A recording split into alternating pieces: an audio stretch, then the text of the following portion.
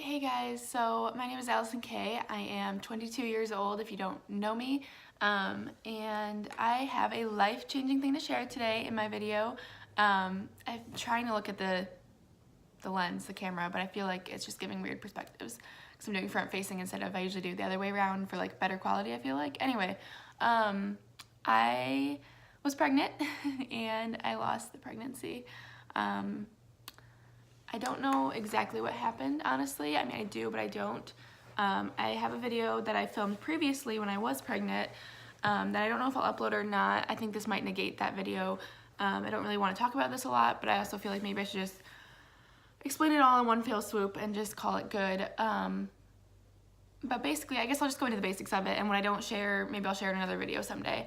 I found out I was pregnant the Sunday after Thanksgiving. I think it was like, what, the 23rd or 4th or 5th or something. Anyway, sometime in there. It was the Sunday after Thanksgiving though, so I think it was like the 25th. So I was really excited. It was a Sunday. Luke was at work. He was at church, so he works at our church. So I went to church, and in the middle of one of the services, when he wasn't busy, I pulled him aside and I showed him the pregnancy test, and we were both so excited, and I cried a lot when I took the test and saw I was pregnant. I was so elated, and I thanked God. I prayed and I just praised him. I thanked him so much. For weeks I thanked him.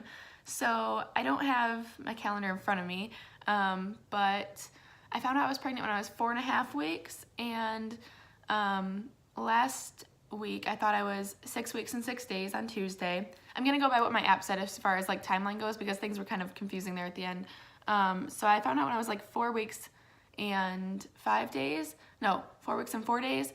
And then when I was 6 weeks and 6 days, I had some heavy bleeding, and so I went to my doctor and got an ultrasound. Luckily they got me in right away. There was an opening that they were able to squeeze me in unexpectedly, and so that's like unheard of, I feel like, at my doctor's office especially. But anyway, I got in and we saw that the sac that the baby was in was low, and also saw that I have a septate uterus. And so I have, I recently found out Missy Lanning had this.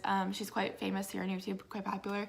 By the way, I just got this headband. I really like it. So I found out she also has this septate uterus, or used to have this. She had surgery to correct it. But yeah, so I have a septate uterus. It's not a bicornuate, it is a septate uterus. It's different. I just have, from the outside, if I was having a surgery and they opened me up and they just saw my uterus from the outside, it would look normal, according to what I heard yesterday. But from a doctor, and from not my OB, but an OB at my office that I go to. So anyway, my uterus, it looks normal on the outside, but on the inside there's a septum, a line going down the middle. It is like tissue and muscle, I guess. I don't know. That's what I've read online and heard. But I have a septum going down my uterus, and so I conceived on my left side. That's where the baby was. And I don't want to talk about this stuff. I'm gonna cry. Someone sent us a card. Someone who found out that we were pregnant, that we told. They sent us a card congratulating us. I bought a onesie. We had, from our first ultrasound, seeing the septate uterus and seeing the baby on the left side, we had those ultrasounds. So I tucked all that stuff away last night, and I should put the positive pregnancy test there somewhere else. I need to go put those together and just keep all that stuff together to look back on and enjoy. But yeah, so I had done some of these things.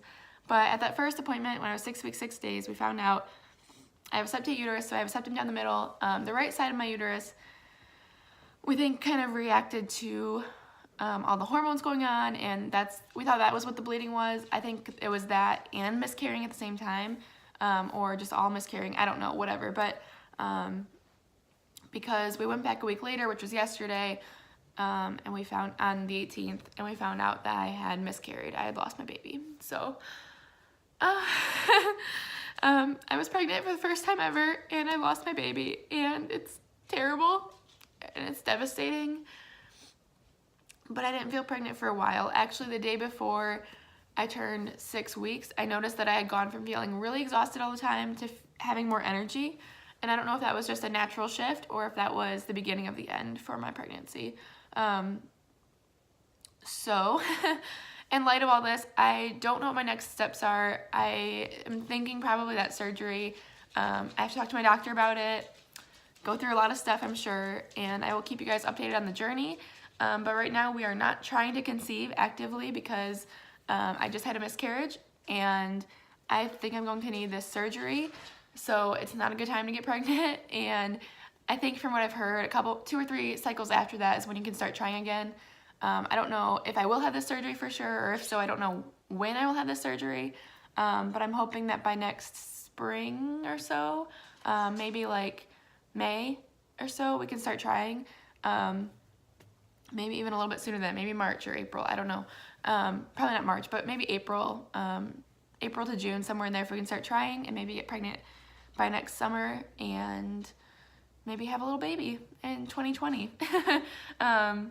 So yeah, that's my new hope. Going from my due date, according to an app, who knows how accurate it was July 31st. And so going from thinking we'd have a baby in July or August to maybe 2020, early in the year. Who knows? I don't know. It's all up in the air.